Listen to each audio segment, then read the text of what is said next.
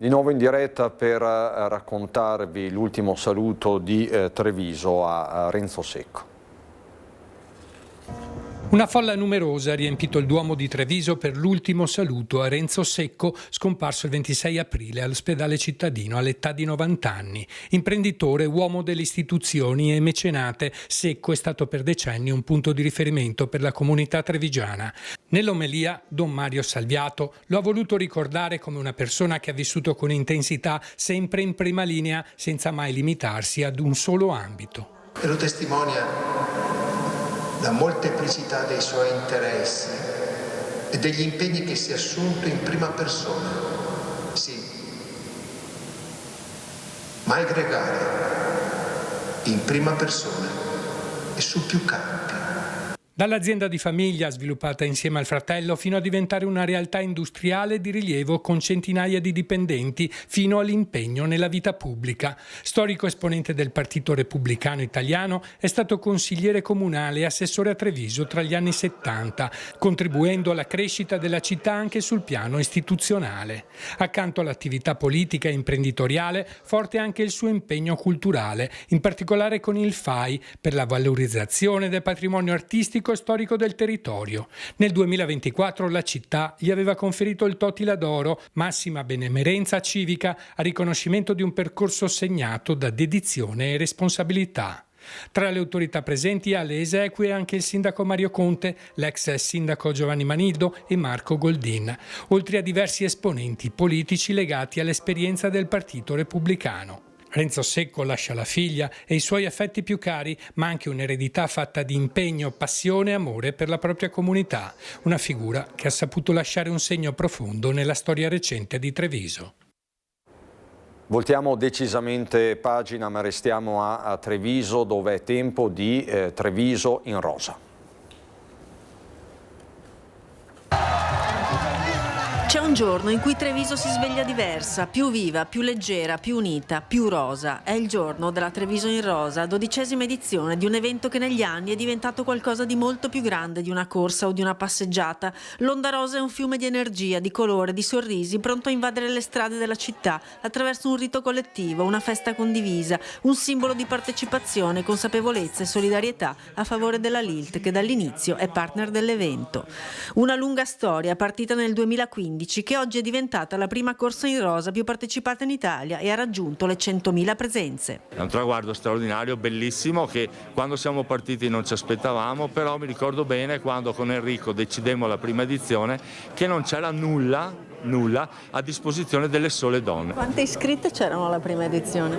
Erano intorno alle 1400, che era un numero importante perché la organizzammo in soli 40 giorni. Qui generazioni diverse e storie personali trovano spazio e sostegno, come fa l'ILT attraverso i suoi 900 volontari provinciali. La promozione della cultura della diagnosi precoce, quindi visite, promuovere iniziative volte proprio a creare consapevolezza nelle persone, nella donna, che poi la donna è una regista anche per la propria famiglia, non è solo verso se stessa ma anche verso la propria famiglia.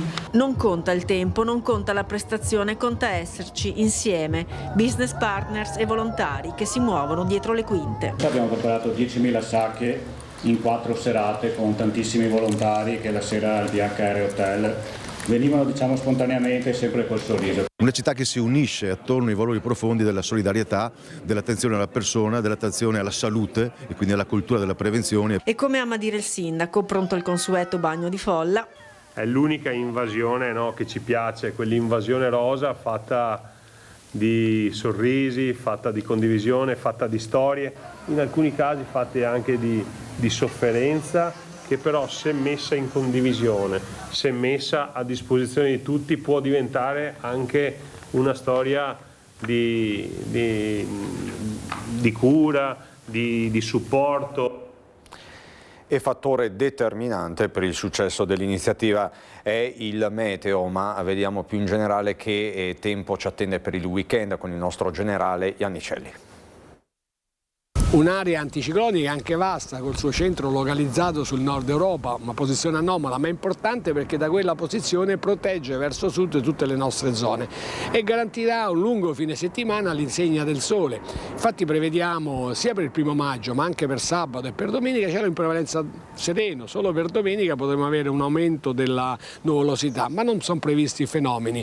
Da lunedì il discorso cambia, la musica cambia, l'anticiclone cede, da quella posizione, ripeto, non è molto forte, quindi ne approfitteranno subito una serie di sistemi perturbati che nel corso di tutta la prossima settimana provocheranno piogge anche diffuse, localmente intense e anche a carattere temporalesco.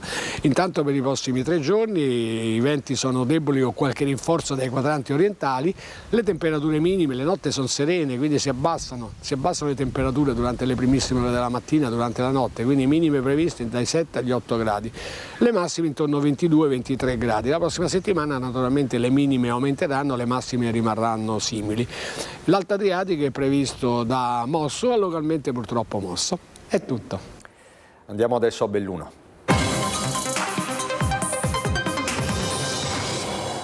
Blitz dei carabinieri del nucleo ispettorato del lavoro in provincia di Belluno per sicurezza e contrasto al lavoro nero, coinvolti diversi comuni da Belluno a Cortina d'Ampezzo passando per Agordo, Longarone e Feltre. Al termine delle verifiche denunciate 8 persone tra titolari e datori di lavoro, mentre 3 aziende sono state sospese, 2 per gravi inadempienze nei piani di emergenza ed evacuazione e 1 per lavoro nero. Numerose le irregolarità riscontrate, mancanza di dispositivi di protezione, formazione assente, carenze nella sorveglianza sanitaria e impianti non a norma. In un locale di 7 ville scoperto un lavoratore irregolare su 8 dipendenti.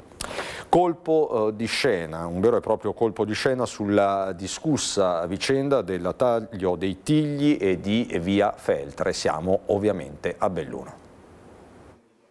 La pronuncia del Tribunale amministrativo regionale delle scorse ore, la seconda sezione presieduta dalla Presidente Grazia Flaim, ha accolto la domanda urgente cautelare presentata da Italia Nostra per conservare i 79 tigli ancora esistenti in via Feltre. Siamo soddisfatti perché il TAR ha accolto tutte le motivazioni del nostro ricorso per impugnare praticamente tutte le delibere di approvazione di questo progetto, compreso la conferenza di servizi, e il TAR con delle motivazioni che il TAR ha accolto completamente. Tutto sospeso dal TAR, che ha disposto la provvisoria sospensione dell'esecutività della delibera della Giunta Comunale dello scorso 5 marzo di approvazione del progetto esecutivo di riqualificazione di via Feltre, nonché della determinazione del precedente 2 marzo, nella parte in cui il Comune di Belluno ha disposto il taglio e l'estirpazione di 2 filari di alberi di tiglio, parzialmente già abbattuto, disponendo la sospensione dei lavori di abbattimento delle alberature ancora esistenti. Abbiamo la preoccupazione che i tigli fossero tagliati, fossero abbattuti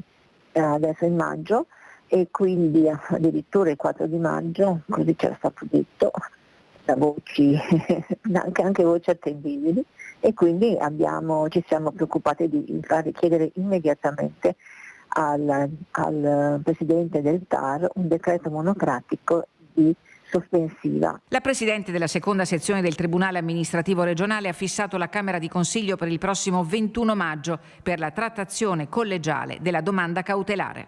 Noi rinnoveremo la nostra con anche ulteriori motivi, e per cui noi speriamo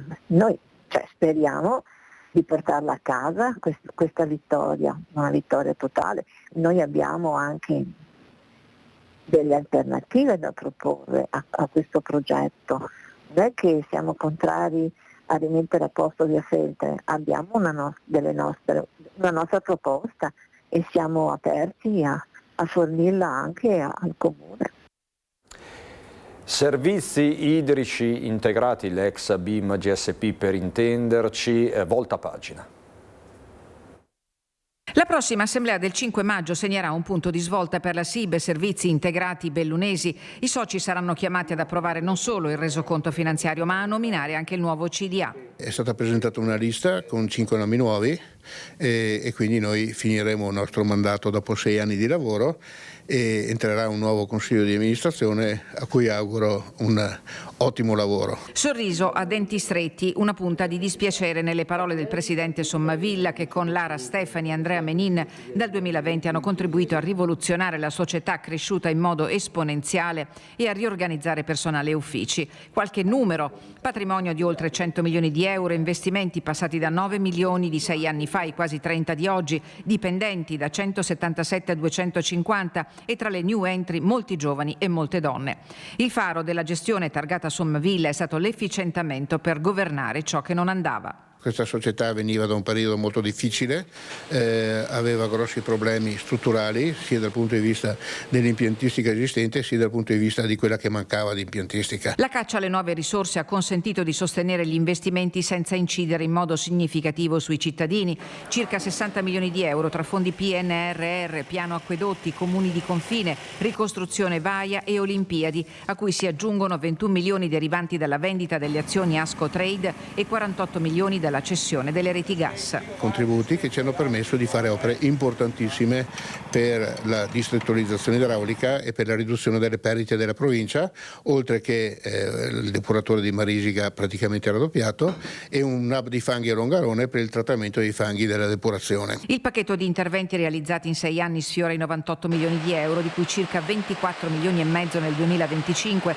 con la previsione di sfiorare i 100 milioni nel prossimo triennio. Una gestione improntata alla regola del buon padre di famiglia per efficientare la società con riguardo al risparmio in capo al cittadino. Nel futuro non solo acqua ma anche energia, settore arrivato dopo la fusione con infrastrutture, dall'idroelettrico al fotovoltaico, a strumenti di produzione energetica diversi e più moderni. È un settore che, come vediamo anche in Italia, è completamente nuovo, bisogna investire molto anche perché noi siamo grandi utilizzatori di energia elettrica e con la realizzazione delle opere, specialmente gli impianti di depurazione che abbiamo a progetto, avremo sempre più bisogno di energia e dovremo cercare di essere sempre più, diciamo così, indipendenti. Ci sono poi i temi del lavoro, come ci racconta sempre Tiziana Bolognani. L'attacco all'Iran e la chiusura dello stretto di Hormuz hanno acuito le difficoltà già pesanti del sistema economico globale che incide anche sulle filiere industriali della provincia di Belluno.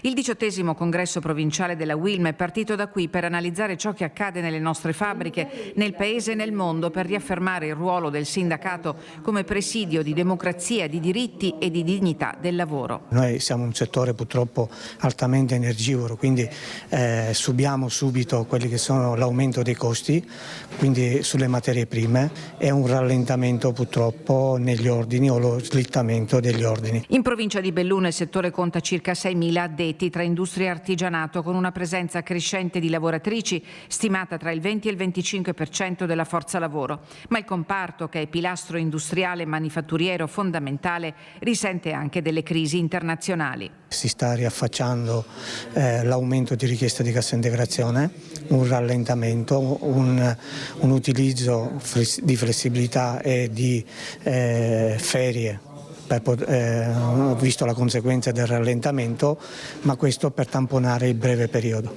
Se la situazione continuerà purtroppo nel tempo, ci aspettiamo tempi e momenti difficili. Tutto questo in un contesto che riguarda anche la trasformazione del mondo del lavoro, che ha riscritto le regole dell'economia ma non della dignità, afferma la UILM. La fase è impegnativa e per certi versi preoccupante. Ci sono concomitanze, diventa complicato gestirle insieme.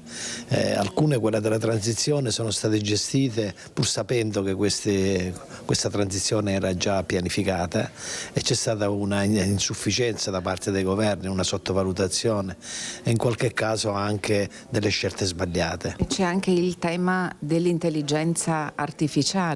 Sì, a questo si aggiungono anche temi come queste rivoluzioni industriali, queste innovazioni che ci sono sempre state, però i paesi l'hanno sempre affrontato con grande intelligenza e soprattutto non vedendole come un pericolo, ma facendole diventare un'opportunità. In effetti lo possono anche essere. Il tema è: noi siamo preoccupati perché l'Italia e l'Europa in modo particolare affronta questo tema non con strumenti idonei. I primi segnali già si vedono: superamento di attività lavorative sostituite da processi automatizzati, e siamo solo all'inizio. Noi chiederemo e continueremo a partire anche da domani, giorno del 1° maggio, a chiedere al governo, ai governi, a tutto il Parlamento di interessarsi di questi temi che rischiano ovviamente di provocare situazioni drammatiche all'interno del nostro Paese. La Regione del Veneto anticipa 8.700.000 euro per coprire i servizi di trasporto legati alle Olimpiadi Milano-Cortina 2026. Si tratta di una decisione molto attesa. Lo ha annunciato l'assessore alla mobilità Diego Ruzza, l'assessore regionale, spiegando che le risorse sono state trasferite alla provincia di Belluno per saldare le aziende coinvolte. Un'azione di responsabilità a tutela del territorio e del sistema economico, dice Ruzza, anche perché la Regione ora attende il rimborso da parte dello Stato, quindi staremo a vedere. Io non ho ulteriori aggiornamenti da darvi né dalla provincia di Belluno né dalla Marca Trevigiana. È tutto anche per questa edizione. Subito dopo la sigla c'è il meteo. Buona serata.